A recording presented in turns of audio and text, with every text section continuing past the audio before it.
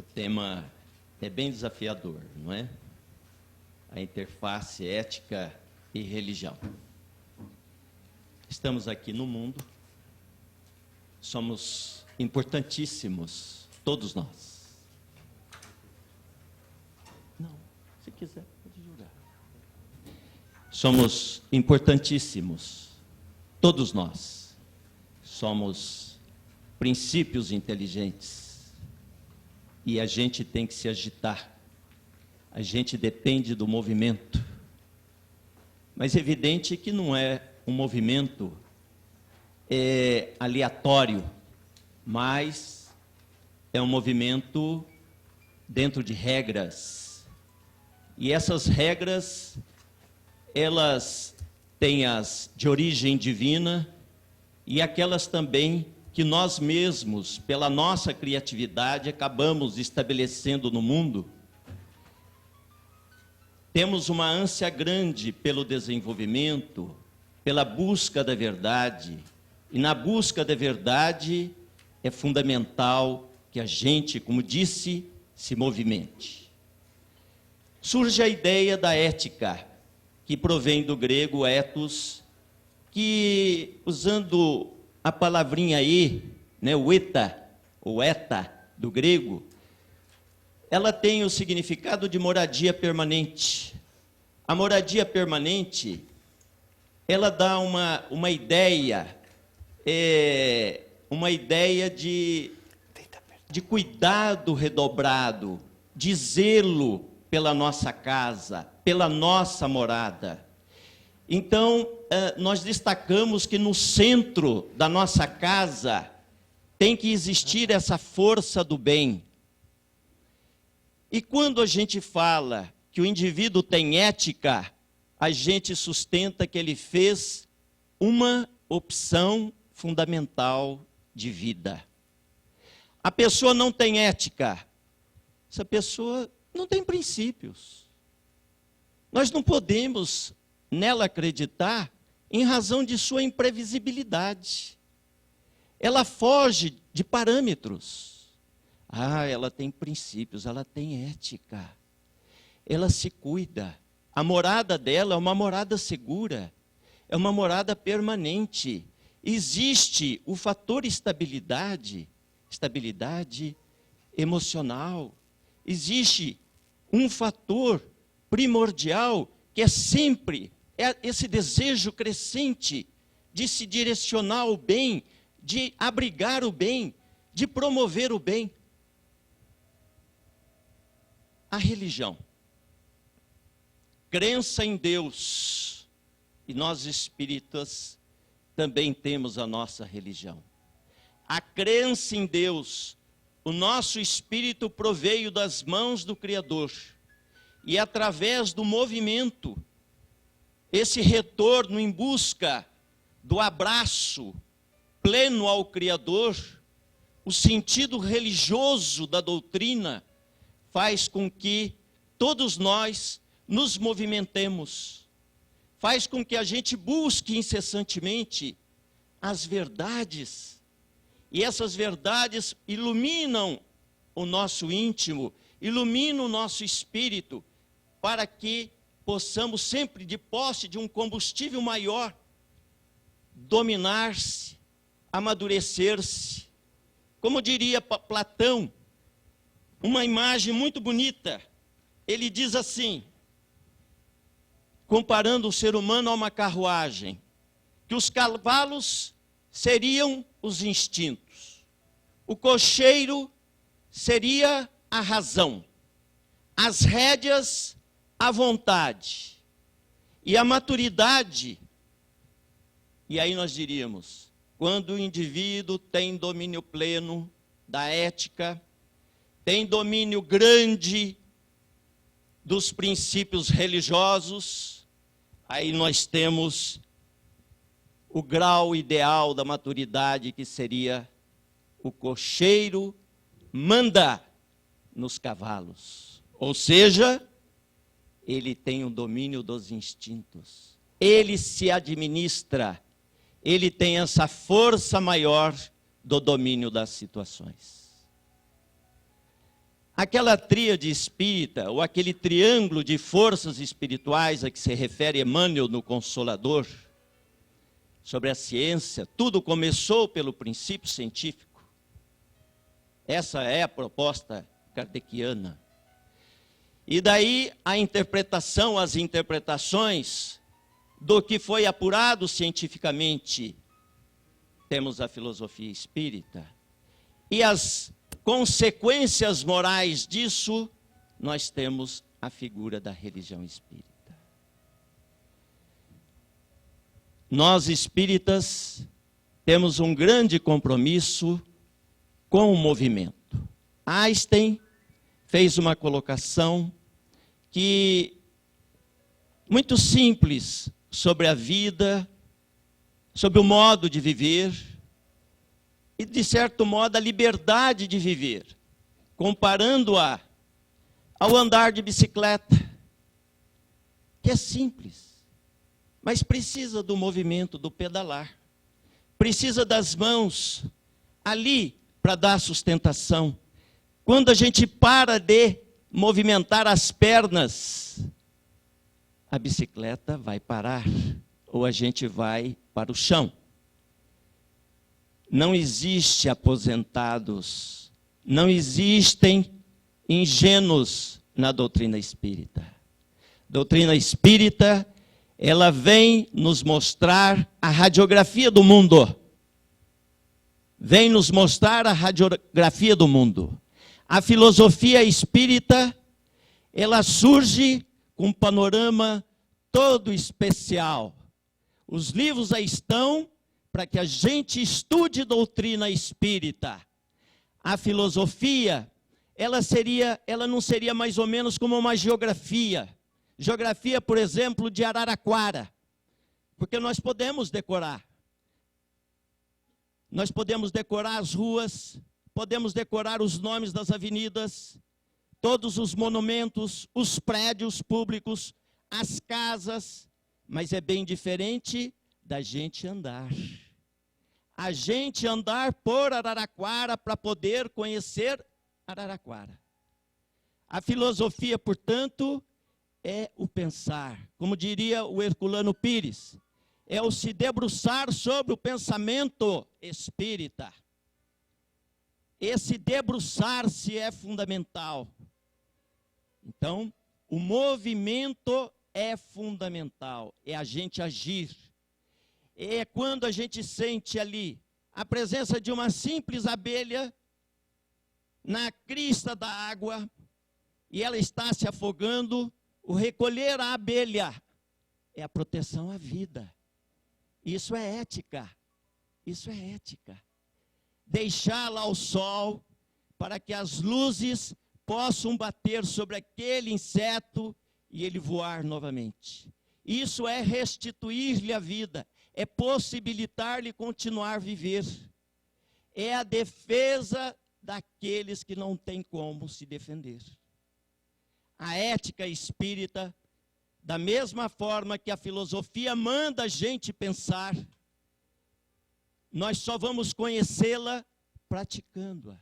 Vamos conhecer doutrina espírita vivenciando-a, materializando-a no dia a dia de nossas ações, que começa, evidentemente, no nosso modo de ordenar o pensamento. Ordenar o pensamento é fundamental, porque através do pensamento, com frequência, natureza, respeitando a direção, a destinação do pensamento, nós temos como imprimir ao nosso espírito uma direção de substância, uma direção, um sentido mais objetivo para viver, para existir de forma plena. Não é fácil de modo nenhum o nosso dia a dia. O nosso dia a dia é muito desafiador com as frustrações que surgem de momento a momento. A superação das frustrações exatamente depende da nossa disposição, da nossa energia, com otimismo. Então, se banhar no otimismo diariamente é transformar a filosofia espírita em realidade. o buscar sempre, pelo caminho do bom senso, dos princípios da razoabilidade, da proporcionalidade, exercer a ética de modo suave, de modo responsável, de modo sublime. Evidente que dependemos do processo reencarnatório, porque essas coisas não surgem simplesmente gratuitamente. Depende do esforço, depende do empenho, mas o espírita tem uma grande vantagem, que é a fé espírita assentada na razão. Não é aquela fé simplesmente cega, reduz-se aquele primado kardeciano como eu sei, não é eu creio. Eu sei que existe a reencarnação. Quantas pessoas têm extrema dificuldade para assimilá-la? E se não existe, muitas pessoas nos oferecem às vezes um desafio dizendo: você acredita mesmo que existe reencarnação? Não, eu sei que existe a reencarnação. É bem diferente de crer simplesmente, porque às vezes essa crença pode estar assentada em bases falsas. Através do exercício da ética, através da busca da materialização da filosofia espírita em nossas vidas, das vivências reais, nós podemos alcançar o que André Luiz diz em Evolução em Dois Mundos, do automatismo moral. O automatismo moral é fazer sempre o bem, e fazer de modo exaustivo, praticar o bem, até que isso se transforme em algo natural, espontâneo. Aquele ponto em que eu não sei fazer diferente. Esse é o automatismo moral que a gente busca em nossas vidas. É o errar, é o acertar, errar de novo, aprender com o erro e superar aquela fase.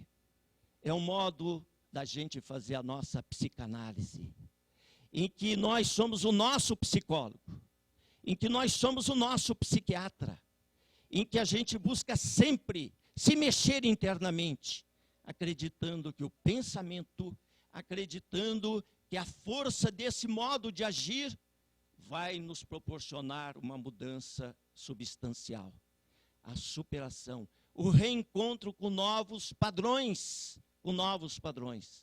E à medida que a gente avança, a gente vai conhecer novos padrões éticos, morais. Vamos seguindo então. A doutrina espírita, ela não é dogmática. Ela tem seus dogmas. Mas, acima de tudo, o seu caráter é essencialmente progressivo. O seu caráter progressivo é um sinal evidente deste movimento. Eu estava ali refletindo, depois de ouvir o Consolador, um grupo maravilhoso que poderia passar a manhã toda, o dia todo para a gente, e nos conduziria a pensamentos benfazejos, nos municiaria de um estoque muito grande de energias positivas para as nossas vidas. Eu estava pensando e surgiu a palavra dos coordenadores e uma palavra séria sobre movimento, sobre novas frentes, né? É a evolução, é tudo. Eu estou passando da hora? 5 minutos, ótimo. A doutrina espírita nos conduz a um processo de maximização da afetividade. Como é importante a gente pensar sempre em termos de afeto, de afetividade. Sem economias na fraternidade, sem economias na solidariedade. Então é maximizar ao máximo a afetividade. Ela nos auxilia muito a agir de modo ético. Ela nos auxilia muito a sentir plenamente o sentido religioso da doutrina espírita. Essa ligação com Deus. A doutrina espírita é religiosa, tem o seu aspecto religioso, exatamente por causa que proporciona a todos nós essa ligação com Deus. E a maximização da afetividade, ela deve fazer parte do nosso dia a dia, como o arroz, o feijão, a salada ou o bife. Através dela nós crescemos. A gente estabelece o diálogo com o mundo, se comunica melhor. Se comunica melhor. O despertar da consciência, ele passa necessariamente pelo exercício da cidadania. Herculano Pires tem uma frase fantástica, que ele diz: antes de buscarmos a ser seres superiores, que busquemos sermos homens. O ser homem é ir de encontro ao exercício permanente do bem, do Evangelho segundo o Espiritismo. É ir de encontro ao exercício, executar todas as atividades próprias do bem. Isso dignifica a nossa condição. Isso faz com que a gente avance. Isso faz com que a gente respeite. Isso faz com que a gente dignifique o próximo. Isso faz com que a gente atribua à dignidade um sobrevalor. Nós, doutrina espírita, temos uma vinculação, uma imantação muito grande. Os seus postulados têm uma imantação muito grande com esse valor dignidade. Dignidade não só da criatura humana, como com as coisas de modo geral. Com as coisas de modo geral. Eu reservei aqui uma colocação importante sobre o cuidado, como é fundamental o cuidado. Cuidado está relacionado ao zelo, ao empenho que a gente tem com as coisas. Não é? É não se aposentar nunca, é se movimentar permanentemente. E lembrei aqui de Albert Schweitzer, que ele fala que a ética é a responsabilidade por tudo que existe e vive. Por tudo que existe e vive. E ele destaca ainda que o ser humano, ele é chamado a ser guardião de cada ser vivo. De cada ser vivo, não é apenas o ser humano. Aí está a ética, aí está a religião, aí estão os princípios que interessam no nosso movimento. Para a gente se movimentar, para a gente seguir feliz o nosso caminho, para a gente ir até o fim, a exaustão, até a última gota da seiva da nossa vida material aqui, para que a gente um dia, através do processo da maturidade, segundo a asserção de Platão, possamos então superar essa condição para conviver num plano espiritual mais consentâneo, que é o objetivo de todos nós. É a permanente preocupação com a superação. Educação, finalmente, que Kardec lembra no 685A, na 12ª edição do Livro dos Espíritos. Kardec fala que diariamente existe uma quantidade enorme de pessoas colocadas para conviver na sociedade estritamente baseada em seus instintos, sem o mínimo ético, sem o mínimo educacional. E ele fala como é importante a educação para refazer a nossa, oferecer luzes para a gente ter uma direção mais forte. Muito obrigado.